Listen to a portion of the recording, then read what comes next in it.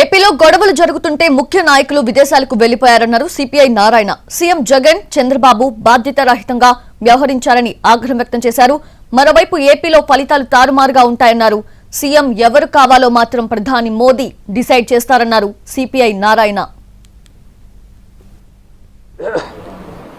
ఎన్నికలు అయిపోగానే విదేశాలకు వెళ్ళిపోయారు.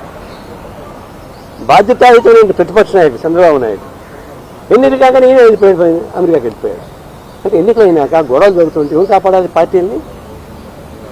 మరి రాష్ట్ర చీఫ్ పేరే టీడీపీకి లేదా బీజేపీ కూటమికి నాయకులు చంద్రబాబు అయితే వైసీపీ నాయకులు జగన్ కింద తాంబరం తండ్రి సామని చెప్పి వెళ్ళిపోతే ఎంత బాధ్యత ఇది? వాళ్ళ మీద కంట్రోల్ చేయాలా? రామకృష్ణ రెడ్డి కంట్రోల్ చేస్తే వైసీపీ వాళ్ళే కదా.